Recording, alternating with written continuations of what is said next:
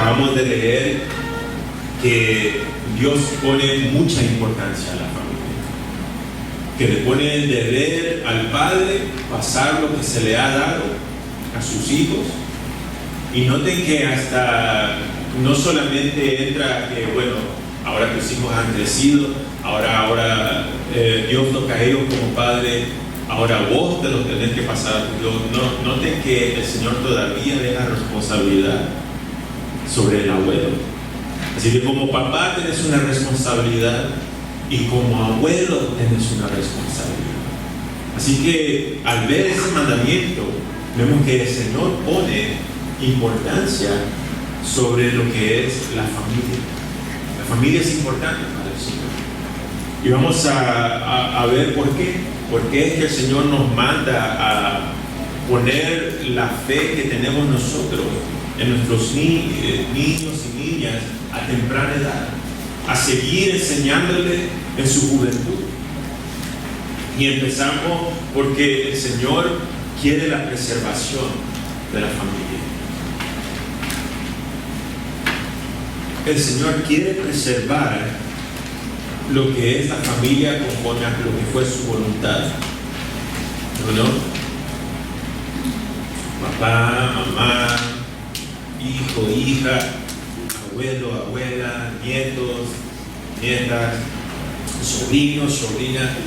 El Señor quiere preservar todo eso, pero preservarlo conforme a los estatutos que Él había mandado. No, el Señor busca que su pueblo lo conozca a Él como su Dios, lo conozca a Él como su Salvador, lo conozca a Él como el guía de nuestras vidas. Ahora, ¿de dónde empieza todo eso? Bueno, empezamos con lo que nos presentó nuestro hermano pastor esta mañana. Empieza con el ejemplo parental, ¿no? Empieza con los papás. Cuando el Señor se dirige a Moisés a presentar estos mandamientos al pueblo de Israel, el Señor empieza con papá y mamá. Empieza con el ejemplo parental que debe de venir de los padres. A donde llegue a tu hogar va a depender de cómo es que lo dirigís vos y tu esposa y tu esposo. El camino que va a llevar tu hogar depende de las decisiones que ustedes van a tomar. Lo que sus hijos van a llegar a aprender va a depender de las decisiones que ustedes tomen en su matrimonio. Josué sabía muy bien que la decisión que él estaba tomando en cuanto a dedicando su familia al Señor iba a depender también de su parte, qué es lo que él iba a hacer, porque no es solo declararle al Señor, pero qué iba a hacer él con su esposa para asegurarse que esa promesa se iba a cumplir. Es fácil ir al Señor y decirle: Padre bendito, mi casa te pertenece a ti. Gloria a Dios. Pero ¿qué acciones vamos a tomar para mostrarle a Dios que verdaderamente eso es lo que queremos presentarle? Las bendiciones para una familia que para poder perseverar siempre va a depender de la pareja, que es esposo y esposa, unidos para ser un ejemplo para las generaciones que están por venir. Proverbio 22:6 nos hace ver: dirige a tus hijos por el camino correcto, y cuando sean mayores no lo abandonarán. Entonces, ¿qué es lo que estamos enseñándole a nuestros hijos? ¿Qué es la enseñanza que no queremos que ellos abandonen? La enseñanza de que Dios es su Dios y ese Dios es único, ¿no? Como se nos acordó esta mañana el Shema en hebreo. Dios es Dios y Él es único y es nuestro Dios. Eso es lo que deben de acordarse nuestros hijos. También nos dice la palabra del Señor que en Colosenses 3:21, padres, no exasperen a sus hijos para que no se desanimen. Ahora vimos que un ejemplo que se nos dio esta mañana es cómo nos dirigimos en cuanto a qué queremos que nuestros hijos hagan, ¿no? En el caso de nosotros, ahorita lo que estamos aprendiendo es la enseñanza de que Dios es nuestro Dios y Él es único, y a Él es al que debemos de honrar con todo nuestro corazón, nuestra alma, mente y fuerza. Si nosotros no lo hacemos, no podemos esperar que nuestros hijos lo hagan. Ahora, en esta área de no exasperar a nuestros hijos, en otras versiones dice no enojarlos, no llevarlos a ira. No es siempre el caso de que el castigo físico, ¿no? A veces pensamos castigos como vete a tu cuarto y dame tu teléfono. Ahora, a veces va a haber lugar para eso, ¿no? Pero la idea es no ser en la disciplina con nuestros hijos injustos. No tomar decisiones en la disciplina que tienen que ver con nuestras emociones en el momento. Siempre es bueno calmarse, pensar las cosas bien y después tomar acción en cuanto a la disciplina. Porque en el momento no estamos pensando bien. En el momento está el enojo por la desobediencia o por cualquier cosa que hicieron nuestros hijos y actuamos inmediatamente. Es lo mismo entre parejas, ¿no? Es bueno siempre calmar, dejar enfriar el cuerpo un poco y platicar las cosas, llegar a un acuerdo juntos. Una cosa que siempre aprecié de mis padres es que cuando nos disciplinaban no era solo disciplinar, sino sentarse y nos hacían saber por qué es que se nos iba a disciplinar. También venimos de una generación que nos pegaban, ¿no? Pero no era pegar en el instante, sino que nos sentaban y nos decían, por eso es que te voy a pegar. Entonces, como niño, como joven, uno deja entrar todo eso y reconoce que no lo que se me está dando es porque lo merezco. Sí, cometí un error. Y mi papá siempre nos decían, te amamos, pero se tiene que hacer. No porque queremos, pero porque tenemos que. Porque así es como vas a aprender. Entonces, aún entre padre e hijo, en cuanto a la disciplina, debe de haber comunicación. Debe de haber comunicación, porque otra cosa es dejar a su hijo en confusión. Único, ¿por qué me pegaron? Porque a veces los chicos hacen tonteras y no las reconocen como error. Y después entramos nosotros, los castigamos y ellos están, no entiendo pues qué hice, hermano. Porque en sus ojos las acciones que tomaron pues estuvieron bien. No, un niño, me acuerdo, bueno, mis hermanos eran bien activos y entre los dos era un desastre. Pero una cosa que mi papá siempre nos decía es que cuando íbamos a visitar alguna casa, algo así, estén quietos. Si les invitan a jugar, está bien, pero calmados, estén a nuestra vista, no se metan en problemas. Y cuando llegábamos a la casa que íbamos, mis hermanos inmediatamente se iban a buscar qué hacer en la casa y jugar y todo eso. Entonces ya habían desobedecido, pero en su mente ellos no lo vieron como un error, porque la orden era, si te invitan a jugar, juega. Ahora, ellos se fueron de un solo, pero al encontrarse con los otros pequeños, pues se les invitó a jugar. Así que ellos lo toman que, pues sí nos invitaron, pero no era lo que se les pidió, ¿no? Entonces, ¿dónde entra la disciplina ahí? Es acordarles, este fue el acuerdo, ustedes lo quebraron, por eso es que se les va a castigar. ¿No? Entonces, es siempre bueno sentarse y hacerle ver antes de la disciplina por qué es que estamos tomando esa acción con nuestros hijos. Créanme, al crecer ellos lo van a apreciar. ¿Y saben qué? Ellos con sus hijos lo van a poner en práctica. Ahora, otra forma en donde tenemos que tener cuidado en no exasperar a nuestros hijos es en el ejemplo que se les da. En otras palabras, para ser más fuertes y entender esto más a fondo es simplemente no ser hipócritas. La confusión más grande que se le puede dar a un pequeño y volverlo al enojo es la hipocresía. El decirle a uno, no puedes hacer esto, no debes hacer lo otro, y en torno te ve a vos hacerlo, no solamente lo deja confundido, pero cuando él ve o ella ve y, oh bueno, entonces ahora pues, ayer que me dijo que no lo hiciera, no lo hago, pero hoy que lo hizo papá o mamá, entonces hay días en que se pueden hacer, entonces hoy hago lo que hicieron ellos. Entonces papá y mamá nos dice, no digas malas palabras, ¿ok?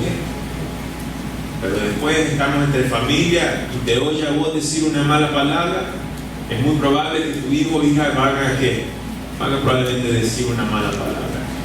Y el problema entra cuando vos entras y le haces decir, no te dije que no dijeras malas palabras. Hay conflicto. Hay conflicto en la mente de ese joven o esa joven, ese niño o esa niña. Bueno, pues ¿qué está pasando? Estoy confundido. Porque sí, me acuerdo que me dijiste que no lo hiciera, pero ahora vos lo hiciste, y si vos lo hiciste, significa entonces que yo lo puedo hacer. Entonces ahora hay confusión, pero también hay molestia justificada de parte de ese niño. Porque la hipocresía ahora lo ha movido a enojarse. Entonces tenemos que tener cuidado en cómo es que formamos esas reglas en casa, porque si ese niño o esa niña van a ser sujetas a ciertas reglas, ¿quién tiene que seguirlas también? Nosotros. Como dijo el pastor, en momentos donde, bueno, saca la basura, un niño, si me lo dice papá y papá nunca la ha sacado, bueno, si me lo dice mi mamá lo hago, pero a vos yo nunca te he visto hacer nada. Así que mejor lo tomo como un chiste, papá. Sí, hombre, saca la basura, algo. Pero no, enseñamos porque también hacemos como ejemplo. Porque hacer otra cosa es una vez más lo que nos dice la palabra, no lleven a sus hijos al enojo. Y esa es una forma en que a veces hay conflicto entre papá y mamá con los hijos, ¿no? Porque se les pide hacer algo, pero nosotros ni lo estamos haciendo. Pero buscamos que ellos lo hagan. Entonces está esa confusión. Recuerden que en su niñez y su juventud, su mente científicamente todavía se está formando. Entonces cosas así confunden su razonar, confunde cómo es que las cosas trabajan. Ahora, lo otro que se debe pasar a nuestros hijos es cómo trabaja el matrimonio. Porque en cuanto al matrimonio, nuestros hijos y hijas lo van a experimentar en un tiempo. ¿Qué fundación tienen nuestros hijos en cuanto a lo que es el matrimonio? Y la respuesta, sea cristiano o no, es fácil. Lo que ven en casa es lo que van a formar como su fundamento cuando ellos sean adultos. Entonces, ¿qué fundamentos tienen ellos para su matrimonio en el futuro? Es lo que nosotros les presentamos en casa. Nuestro hermano Carlos compartió en nuestra primera sesión de nuestros devocionales acerca de Efesios. Y en la relación entre esposa y esposo.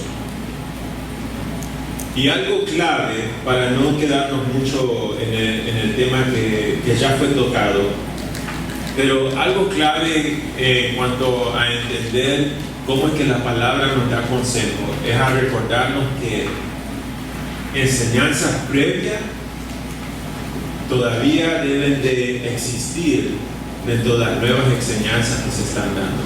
En otras palabras, Efesios 5, el consejo al matrimonio no es una enseñanza nueva que ignora las enseñanzas previas que comenzó Pablo en Efesios. Efesios normalmente está dividido en dos partes, que son los primeros 3 capítulos y después los siguientes 4 al 6. Y en los primeros 3 capítulos Pablo habla en cuanto a nuestra relación con lo divino, con Dios. Y da el 1 al 3 se ve más como un himno a Dios, porque Pablo habla de la grandeza de Dios. Pablo pone al Señor en alto porque en medio de su bondad nos encontró salvarnos a nosotros. Y en medio de su plan divino de volver a toda su creación a Él decidió también regresarnos a nosotros, a Él como su creación. Entonces Pablo da toda alabanza y adoración, y dentro de esa alabanza y adoración Pablo no discrimina. Todo aquel que está en el Señor es parte de este plan divino.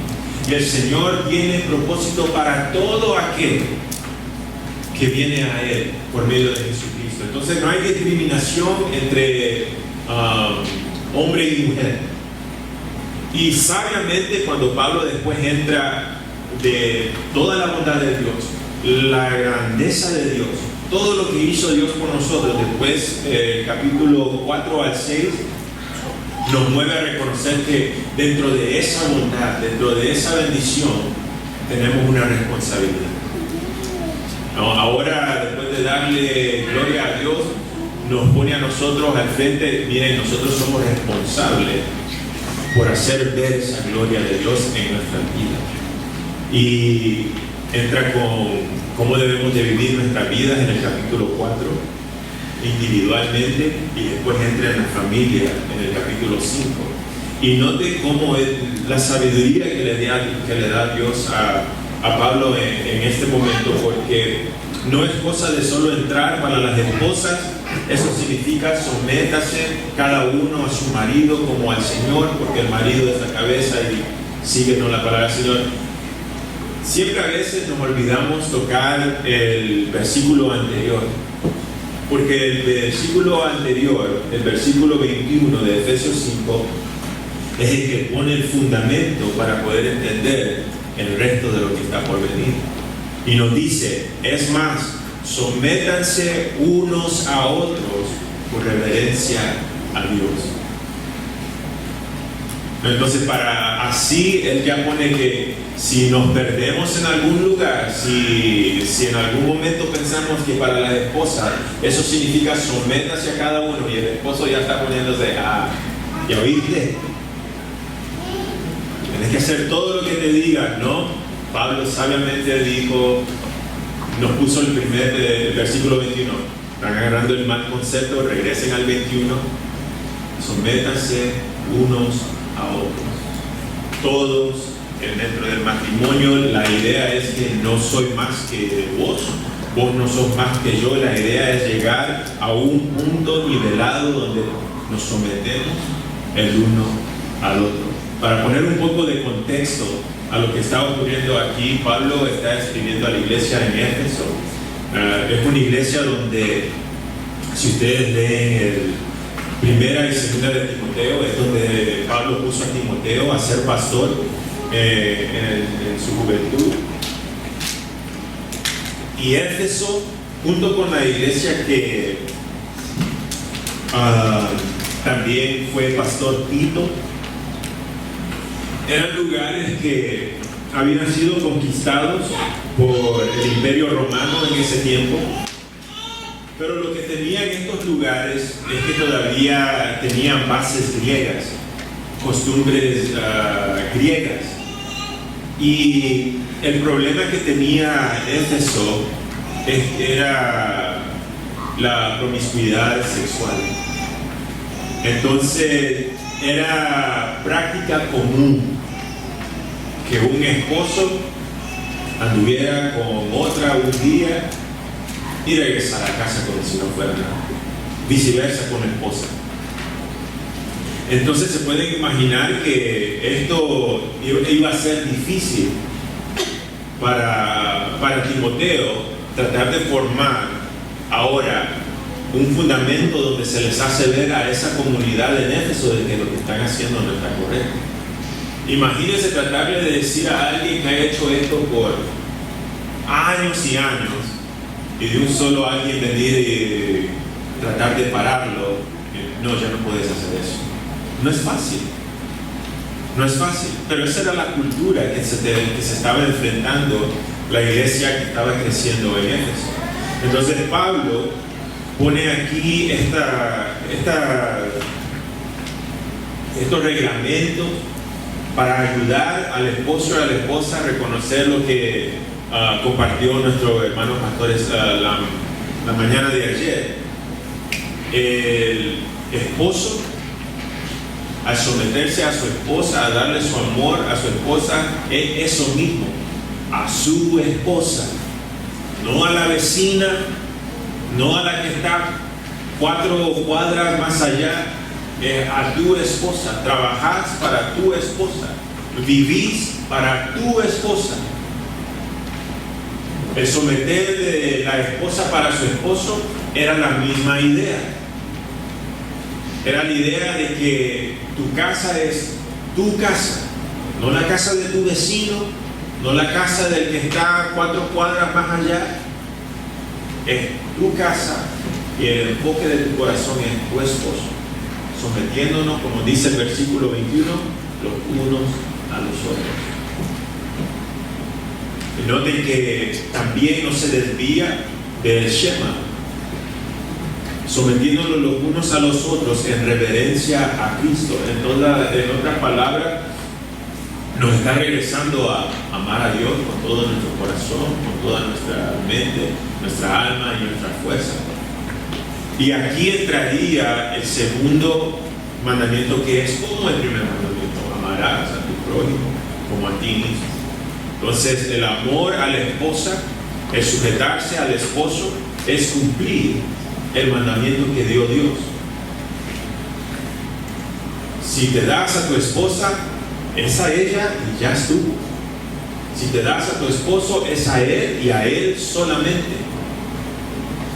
No, ahí es donde está el nivel donde quiere que Dios estamos. No es que el esposo esté acá, como dijo pastor, y la esposa acá, o viceversa, sino que juntos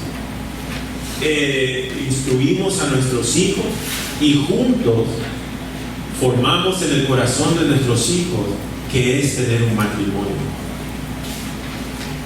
Yo pienso que el deseo de ustedes como papás es que sus hijos puedan encontrar a alguien que el Señor tiene preparado y que tengan un buen matrimonio. No tienen que esperar que el Señor les traiga a alguien a sus hijos. Ustedes pueden, por medio de su propio matrimonio, hacerle ver a su hijo y a su hija qué es lo que ellos tienen en su vida. Lo más bonito que puede ver en un joven y una joven es que en inglés le llaman que sea picky. To the youth, you should be picky. Be picky. Because there are 2 things you're going to choose in this life that will change your life forever. Number 1 and most important is will you accept Jesus Christ as your personal Savior? And number 2, who will you spend the rest of your life with? Be picky. Something that impacted me in my youth was a pastor who once said, listen, you can live with anybody. And that's true. You can live with anybody. God wants you to live with the one that you can't live without. That is the impacting part. to look at your wife, to look at your husband, and know that without that person, you just can't imagine life. So be picky. Permita que sus hijos crezcan con eso en su corazón. Que ellos tengan sus reglamentos para que quien quiera enamorarlos, ellos vayan a su lista, ¿no? Vos no crees en Dios, ya estuvo, está fuera. Pongan eso en el corazón de sus hijos. Que ellos busquen fundamentos en el Señor para tomar decisiones grandes como esas en sus vidas. ¿Y cómo lo pueden hacer? Muéstrenlo en su matrimonio. Muéstrenlo en cómo se dirigen a su esposa y a su esposo. En la mañana, un buenos días hace un impacto. Que simplemente me voy y se van al trabajo. Pero cuando un hijo simplemente ve a papá y a mamá decir buenos días, mi amor, o un beso. ¿Cuándo fue la última vez que tus hijos te vieron besar a tu esposa o a tu esposo? Que ellos vean el cariño que tienen por el uno al otro. Sus hijos deben de ver eso porque eso es lo que ellos van a querer tener. Y si no se los enseñan ustedes en casa, créanme que el mundo tiene suficientes lugares para enseñarles otras cosas. Now, we come to the youth, right? Ya que tiramos unas cuantas piedras a los papás, seguimos con la preservación de la familia. También depende de la obediencia generacional. Jóvenes, niños, el Señor nos llama a ser obedientes a Él, a nuestros padres, con un propósito. Los 10 mandamientos son compuestos también por dos partes, ¿no? Los primeros 4 mandamientos se dirigen en cuanto a nuestra relación con Dios personalmente, y después los próximos 6 mandamientos se enfocan en cómo es que vamos a funcionar en la sociedad como seres humanos. Y para empezar, cómo vamos a funcionar como una sociedad, el Señor da el primer mandamiento: honra a tu padre y a tu madre. Y Pablo va más allá y nos hace acordar de que es el primer mandamiento con promesa, porque el Señor promete que al honrar a nuestro padre y a nuestra madre tendremos larga vida y éxito en esa vida. Joven, jovencita, niños, yo me imagino que tienen sueños, quieren hacer algo en la vida, quieren tener una carrera, quieren que les vaya bien, quieren la bendición de Dios. Honra a tu padre y a tu madre. Noten que no está diciendo honra a papá y mamá cuando te caigan bien, porque seamos honestos, papá y mamá no siempre nos van a caer bien. A veces papá y mamá vamos a chocar en ideas y opiniones. A veces a papá y mamá no queremos verlos por un ratito. Es más, tanto a veces chocamos que cuando se nos dice es tiempo de venir a comer, no tengo hambre. Van a haber esos momentos solo. Pero el Señor no está pidiendo de que solo cuando te caigan bien. Es tu responsabilidad honrar a papá y mamá en todo tiempo. No hay excepción de cosas aquí. El Señor quiere bendecir tu vida, pero esa bendición solo va a venir si es que también seguimos los reglamentos que Él nos ha dado. La obediencia a papá y mamá también refleja obediencia a Dios. No podemos empezar un domingo en la mañana molestos con papá y mamá, salir de la casa diciéndole a papá y mamá no te quiero oír hasta después del servicio. ¿Vos crees que con esa actitud el Señor va a oír tus cantos de alabanza y adoración? Con esa actitud va a querer el Señor verte en la iglesia. Los dos coinciden. ¿Querés alabar al Señor o en la batalla romana? Pueden haber desacuerdos. Eso no significa que no nos podemos honrar. Es como desacuerdos entre otras personas. Todavía podemos estar en desacuerdo y respetarnos. Lo mismo pide el Señor. A veces es fácil olvidar como joven en nuestros enojos también los sacrificios que han tomado nuestros padres. Hablamos el sábado y tomamos nota que, chicos, nuestros papás no son de...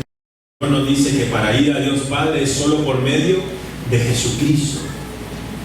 Sí, todo camino va a ir a Dios, pero no van a ver a Dios como quieren verlo, porque van a ir a Dios en juez de ellos. Pero nuestro Señor Jesucristo nos dice en Juan 14:6, Él es el camino, la verdad y la vida. Así que yo no solamente voy a Dios, yo voy a Dios mi Padre por medio del Señor Jesucristo, el único camino para salvación. Imagínense a los niños, yo no sé, los jóvenes, ¿cuál es su lugar favorito de ir a visitar? Digamos en un sábado. Alguien comparta, ¿dónde le gusta ir un sábado? El mall, un río, un lago, no sé. Allá en California, para los que conocen, es Disneyland. A muchos les encanta Disneyland. Pero el punto para disfrutar el lugar es no solo llegar al estacionamiento y ya llegamos. Sí, están en el lugar. Pero la idea es ir y disfrutar lo que ese lugar ofrece. Si es el lago, la idea no es estar en el estacionamiento en el carro, la idea es entrar al lago, pescar o lo que le guste hacer. La idea de ir al cielo no es quedarme allá afuera del cielo para que Dios me diga después que vos no estás aquí en mi lista. La meta es estar en esa lista que me dice vos podés entrar a la promesa de la vida eterna. Y eso solo viene por el Evangelio verdadero, que solo es Jesucristo, nuestro Salvador. Segunda de Corintios, nos dice Juan 14:6, como tocamos, yo soy el camino, la verdad, la vida, nadie viene al Padre si no es por mí. Hechos 4:11-12. Pues es Jesús quien se refiere en las Escrituras cuando dice: la piedra que ustedes los constructores rechazaron, ahora se ha convertido en la piedra principal. En ningún otro hay salvación. Dios ha dado ningún otro nombre bajo el cielo, mediante el cual podamos ser salvos. Solo en Jesucristo nuestro Salvador. Primera de Timoteo 2:5-6. Pues hay solo un Dios y un solo mediador que puede reconciliar a la humanidad con Dios, y es el hombre Cristo Jesús. Él dio su vida para comprarles la libertad a todos. Este es el mensaje que Dios le dio al mundo justo en el momento preciso. Entonces, la meta de la iglesia, a preservar la iglesia, es preservar este mensaje. Este mensaje es lo que la iglesia predica. Este mensaje es lo que la iglesia debe de reflejar. No nada más, sino solamente a Cristo Jesús. Ahora, ¿cómo llevamos eso a cabo? Cuando nuestro compañerismo refleja solo a Jesucristo. Queremos causar impacto en nuestra comunidad, reflejemos a Jesucristo en nuestro compañerismo. ¿Qué es lo lindo que estamos experimentando en este momento?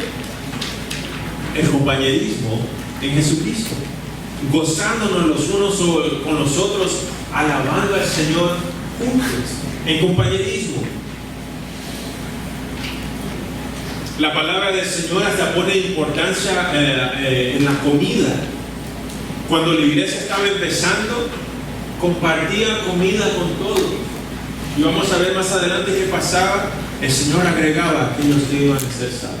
Así que la comida es una parte de nuestra fe también. Lo experimentamos en la mesa durante el desayuno, el almuerzo y la cena. Hermanos sentándose juntos, platicando, gozándose, reflejando el amor de nuestro Señor Jesucristo. Nuestras reuniones, hermanos, no es solamente para venir un domingo y cumplir con nuestro deber cristiano. Nuestra apariencia en los servicios no es para pagar nuestra renta por nuestra salvación. Tiene un propósito. Estamos reflejando al Señor cuando nos unimos los unos con los otros. Notemos Juan capítulo 7, 20 al 21. Esta es la oración, la última oración del Señor antes de ser crucificado. Noten lo que dice: no te pido solo por estos discípulos, orándole al Señor, sino también por todos los que creerán en mí por el mensaje de ellos. Te pido que todos sean, ¿qué? Uno, así como tú y yo somos uno, es decir, como tú estás en mí, Padre, y yo estoy en ti, y que ellos estén en nosotros para que el mundo crea que tú me enviaste. ¿Cómo es que vamos a impactar al mundo y hacerle ver que hay un Dios que les ama? Cuando ellos vean que en nuestro compañerismo hay un Dios que ama. Primera de Corintios 1:10. Amados hermanos, les ruego por la autoridad de nuestro Señor Jesucristo que vivan en armonía los unos con los otros, que no haya divisiones en la iglesia. Por el contrario, sean todos de un mismo parecer, unidos en pensamiento y propósito.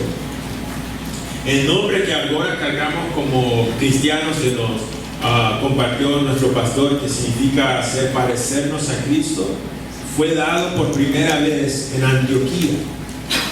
Cuando la multitud de ahí estaban viendo a los discípulos, a los apóstoles, y llegaron a la conclusión: bueno, estos se parecen a aquel que crucificaron. Y empezó como burla. No era un sobrenombre para distinguirlos como algo grande, ¿no? Qué lindo que estos están siguiendo a ese hombre que crucificaron. Llamémosle cristiano por respeto. No era burla, porque estaban siguiendo a un hombre que en sus ojos había muerto. No habían reconocido que había resucitado con poder. Entonces, para burlarse de ellos, mira, esos cristianos. Pero nosotros lo cargamos con un grande honor, porque sabemos qué significa para nosotros, y esto es lo que queremos reflejar al resto del mundo. Hechos 2, 46 al 47 nos dice: adoraban juntos en el templo cada día, se reunían en casa para la cena del Señor y compartían sus comidas con gran gozo y generosidad, y todo el tiempo alabando a Dios y disfrutando de la buena voluntad de toda la gente. Y cada día el Señor agregaba a esa comunidad cristiana los que iban siendo salvos. A veces pensamos, hermanos, que cositas así como un campamento, claro, son de bendición y de gozo para nosotros, pero créanme que es un impacto para aquellos que no conocen a Cristo, o aquellos que están luchando con su fe, al ver a sus hermanos, al verlos a ustedes cantar juntos, al verlos compartir juntos. Créanme que sus servicios los domingos traen impacto. Inviten. Y si no aceptan la invitación, inviten de nuevo. Sigan invitando, porque el día vendrá cuando ese amigo o esa amiga, ese ser querido, entrará tras las puertas de la Cristo la Roca y verán lo que nosotros vemos: una iglesia que le pertenece a Dios, confesando que solo en Jesucristo hay salvación y que hay lugar para ellos aquí como familia. Oremos. Amado Padre Celestial, Señor, te agradecemos por tu palabra. Te agradecemos, Señor, por el desafío que tenemos, Señor, por adelante.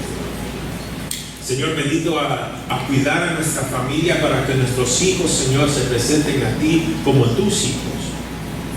Y que, Señor, nuestra familia se presente en la iglesia y forme, Padre bendito, el cuerpo de Cristo. Y juntos en nuestro compañerismo proclamar que solo hay salvación en tu Hijo unigénito, quien mandaste por amor al mundo, para que todo aquel que en Él cree no se pierda, sino que tenga vida eterna. Te damos gracias, Padre Celestial, por este tiempo que hemos pasado juntos. Gracias, Padre bendito, por la bendición, Señor, de poder compartir, poder, Señor, recibir, poder, Padre bendito, tomar parte, Señor, aquí con mis hermanos, Padre Celestial. Gracias, Señor, por su corazón, Señor, permitirme a mí y a mi esposa estar con ellos y poder experimentar estos bellos días juntos. Gracias, Señor bendito, por estar con nosotros desde el principio hasta, Señor, estas últimas horas que nos quedan. Gracias, Señor, por los chicos del grupo de alabanza. Gracias, Padre Celestial, por Padre bendito, bendecir a nuestros hermanos con cumpleaños. Gracias, Señor, para Adrián y su año de vida que cumple una vez más, Señor, pidiéndote bendiciones por todos mis hermanos, Padre. Gracias, Señor, por, Señor bendito, las noticias, Señor, de a veces, Padre Celestial, que todo, Señor, pudo salir bien, que tu bendición, Señor, y tu cuidado estuvo presente. Padre, seguimos levantando, Señor, ante ti nuestro hermano Seth y su familia, Padre Celestial, a seguir esperando, Señor, noticias, Señor, de su mano, Padre bendito, pidiéndote que tu fortaleza, Señor, sea la que esté presente, y que tu amor y tu paz sea, Señor, el que nos cubra en estos momentos. Y oro por cada uno de mis hermanos y sus necesidades, Padre Celestial. Padre bendito, dependemos completamente de ti. Señor bendito, nos unimos a la proclamación, Señor, de Pedro: ¿a dónde más iremos si solamente tú tienes palabras de vida eterna?